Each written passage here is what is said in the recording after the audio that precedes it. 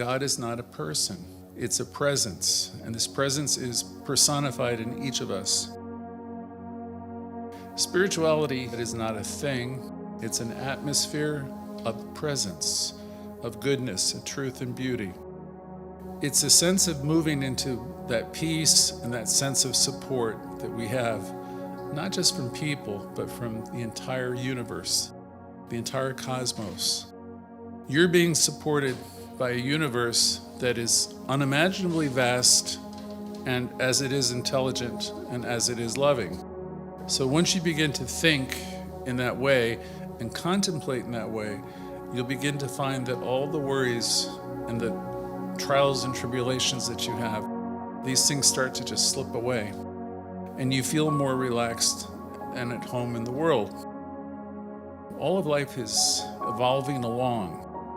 I say every week, it's evoluting. You are not the same person you were even last week. You don't think of it that way. And you're certainly not the same person you were 5 years ago. You've grown and you've evolved, and you will continue to do. All of us are. Goodness is really what you participate in when you're doing kindly things for yourself, for people, when you're giving of yourself and you're really not expecting anything back. Goodness is when you make other people's lives better and when you make your own life better.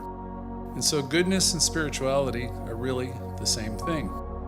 If you're good, even if you don't think that you're religious, you're really experiencing goodness and spirituality because they're really the same thing.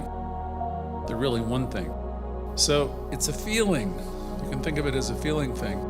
And it gives you a sense of being in the flow of life when you are participating in good. You know when you're doing good things. It feels good to feel good and to give. My teachers used to say, life loves a giver. Wherever you're giving, generally you'll notice you're feeling good. When we talk about truth, most of us look around to find a word or a sentence and say this is true or this isn't true.